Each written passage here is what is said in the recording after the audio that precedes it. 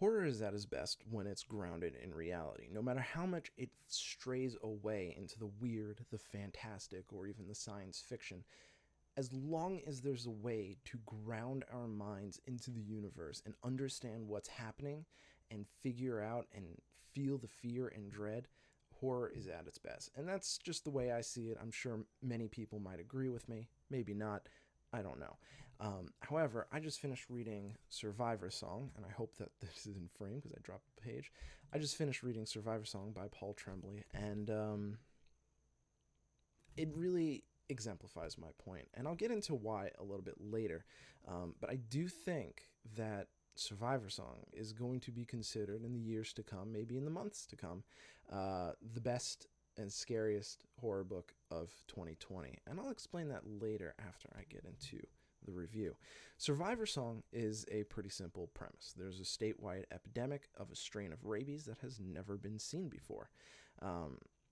It follows two main characters, Romola and Natalie, and they have to contend with obstacles as they try to get a nearly due pregnant Natalie to a hospital in order to get a C-section performed on her. It's pretty straightforward. The back of the book, and this isn't really much of a spoiler, so forgive me if you think this is. You can skip ahead a few, like 30 seconds, a minute, 2 minutes. But this is the blurb. This is what is meant to draw you in. The book's opening salvo is a chapter describing Natalie and her husband, Paul, which I don't know if that was on purpose. Probably. As they have to fight off an intruder. An infected man barges into their house. Paul, unfortunately, ends up dead, and Natalie gets bitten, which is how the virus is transferred. So she's now pregnant. She now has a bite. She is now most likely infected. She goes to her friend Romola, who is a doctor, and they try to figure out how to save Natalie and how to save the baby. And this might edge a little bit into spoiler territory for you guys, but once we do get introduced to Romola, which is pretty much the second chapter, they sort of explain this, and this is sort of the vibe you get throughout the whole book. So again, if you don't want to hear this, skip ahead a little bit. But basically, the book, what I think is really clever about this book is that it starts off with you wondering about the safety of Natalie and the safety of Romola next to Natalie. But the further the book gets in, the less you worry about Natalie, because the book tells you over and over again in very not so subtle ways that there's a pretty good chance Natalie's not going to survive. I'm pretty sure they even say it straight up. Like, you know what? This is probably not going to work out. However, the tension isn't lost when that, because just because you know Natalie isn't going to survive doesn't mean there's no tension. You know, they still have obstacles to encounter. However, it shifts the focus from Natalie to the baby, because now you want to know, okay, well, what about the kid? Is the kid going to make it? And that's the driving force here. And despite how simple this premise is, it really, like, despite how simple it is, despite how short the book is, which it's not really that short, it's about like 300 pages. And despite how there's only really two main characters, there's a few other characters sprinkled in without, there's really only two characters, there's only two perspectives, and that's all we get. Survivor Song is a really heavy book, and it has this almost perfect pacing. You know, more than the story, which if I go into any more details, I will be spoiling the story, because, again, very simple premise. Anything else I say is a spoiler. There's a really cool thing that this book does. I'm a huge sucker for physical formatting. If you give me a book that really makes use of the placement of words on the pages, I'll probably love it. It's great, because a lot of this book isn't just words written down in paragraph down the sheet. Like, there's spacing, there's inlaid text that I'll get into in a little bit. But the biggest thing, and the really most important thing, is the closing chapter, or the closing penultimate chapter. There's a lot there's about a 5 paragraph run that is split across about 5 pages or more. So there's a huge amount of space and gap between these sentences.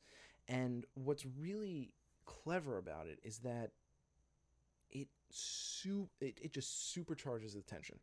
And you read the paragraph, you're like, oh my god, and then you get a break, and you let the ideas, the concepts sink in, and then you get to the next paragraph, and then you're like, oh my god, what's this? And then you just keep going and going and going, and by the end of that run, there is a single 2-word sentence that drove me to tears. I swear to God.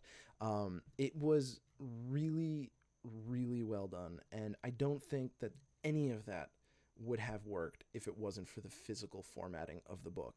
And obviously, Paul Tremblay agrees with me, so I'm clearly pretty smart, because he put it like that. So it's just great, physical formatting. Another thing that I said for the physical formatting is there's a section in the beginning of the book where we actually get texts, like phone texts in the book. So you see a conversation going back. And I think in a book that takes place in modern day, in a modern setting, that's a really clever way to have conversations. You don't have to say, you literally do not have to say person said, because you just have their name right there on the text. And it's pretty clever, and I'm not super well read in stories that are taking place in our modern present day. So I don't know if a lot of books are doing that these days, but I think they should, if they are, but yeah, this is pretty good.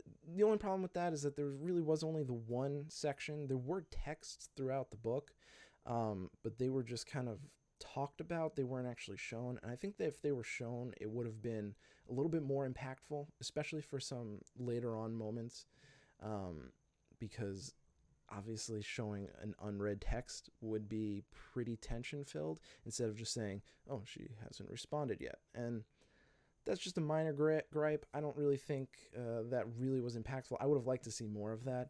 But there are some more of a minor issue, not necessarily a gripe, not necessarily like a book killer for me, although this can be a book killer for some people. First and foremost, the pacing. While the pacing of the general story is excellent, I never felt stumbled. The physical pacing of the book is not good. I don't like it when chapters run really long, and these chapters for about half of the book are really long. We're talking about like 30-50 pages with no breaks in between. There are some breaks in later chapters. You get the 3 dots to signal a passing of time, but there's just a whole long chapter, and it while it doesn't necessarily hinder the pacing of the story, it hinders the pacing of the reading, because then you kind of feel like you want to rush through to get to the end, so you have a good place to pause, because there's really not really good places to pause in between chapters.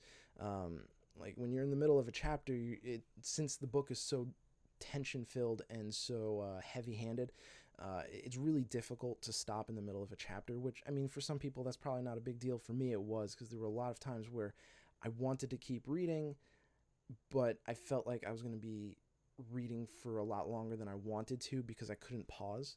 You know what I'm saying? So I think that's actually like a sort of major problem, because that does hinder the experience a bit, because you sort of feel like it's dragging when the story's not. So I think there could have been more, dots in the middle to sort of break up time a little bit. But, it's also another thing. You want to say, well, the formatting of that really does help with the tension. So I'm not really sure how to feel about that. But, the other thing is that this book is written in the present tense. This could easily be me more than just the long chapters. I don't really like present tense. I kind of get, and this book doesn't convince me to like present tense. I think a lot of the action tends to get muddled in present tense. It's a little bit difficult to follow, and I'm more than willing to admit that that's my fault for this book, because I just don't really like present tense. But I do think that some of the action scenes were a little bit confusing. Probably could have used a little bit of a reword here and there for certain things. The present tense, see, again, it's hard to argue against present tense for this kind of book because it does really contribute to the tension. But I feel like past tense could have worked here pretty well. And I do think that a lot of sections got muddled for me because it was in the present tense. But yeah, that's just me. I am the one reviewing it, so that I'm going to put that as a negative. But if you don't mind present tense, it's probably not a negative for you at all. But yeah, what I said earlier, Survivor Song is a sleeper hit because of its accidental relevance.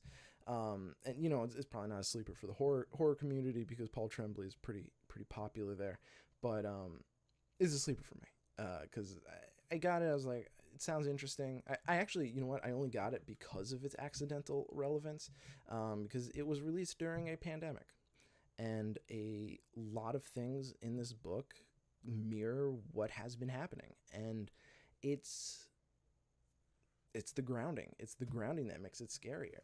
And, I think if that wasn't the context that it was released under, which again, purely accidental, it probably wouldn't have been as well received by me.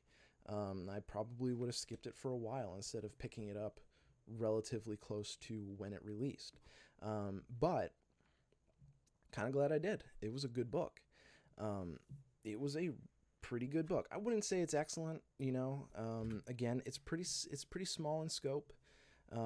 What happens is very heavy-handed, but unfortunately because of those physically long chapters, it kind of became a bit of a drag. Even though I liked reading it, it was just like, I want to put this down, but I can't, so I feel like I have to keep reading, and I'm not the kind of person that can just like read a sentence and be like, oh, okay, well, I'm going to read the rest of the sentence later. That breaks up the tension for me. So I have to keep reading. And I think there's probably people like that, that would agree with me. So yeah, I mean, slight issues with the physical chapter pacing. I didn't think the tense worked well in the context of the book.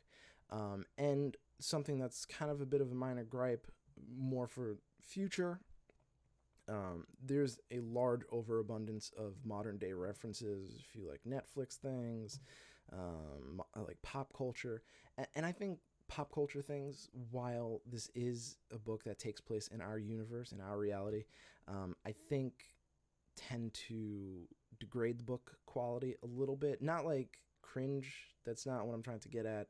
But I mean, like, in 10 years from now, the very specific references that he makes in this book will be kind of like, well, what were you getting at? Like, we get it now because we're reading it now and it's happening now, but later on it's just kind of like, well, I don't really like the way that's phrased. It doesn't really make much sense in context.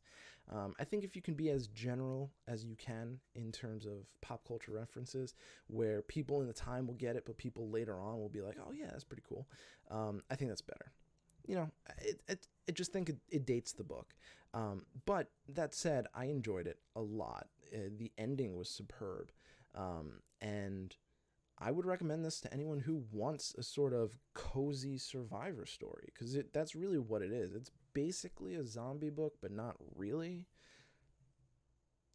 There's no way else to describe that. Even in the book, everyone's calling them zombies, and some characters are like, well, they're not zombies, and you're just like, well, yeah, they're not zombies, but they're zombies, I think it's pretty good. The setting scope is perfect. It never pulls away and be like, well, here's what happens, and here's how it happens, and I think that air of mystery is pretty cool. If you aren't a fan of the present tense, this book probably won't convince you. I do think, it's worth reading. I don't like present tense, and I still enjoyed it, so maybe give it a rent if you want to check it out. But yeah, I do. I really liked Survivor Song. I also accidentally got the European copy of it. I don't know how that happened. I ordered from Amazon, and I don't know, but it's just such a better cover. I don't know. I don't know if you can see this really well. Um, let's see.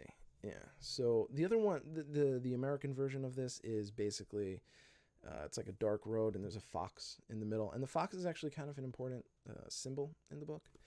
But well, maybe not symbol, but it's just something. It appears quite often. But here you've got like like the virus sort of dandelion thing going, and then it goes down, and then right there is a little baby. And I think that's a really damn good cover. Like, if I got to say something, if you're gonna judge a book by its cover, this is a damn good cover to judge it by. But yeah, I liked it. I think it was a good book. Not my favorite for the year, but it's not bad. If that's to give an example, I don't know. It's hard to describe because it's a good book. It's just not great. It's just not bad. It's not amazing. It's does well at what it does, but doesn't really do very much. I'm trying to praise it without being overly praising, if that makes sense. But that's what I've got. Thank you guys so much for watching. I really do appreciate it, and I hope to catch you guys at the next review. Peace.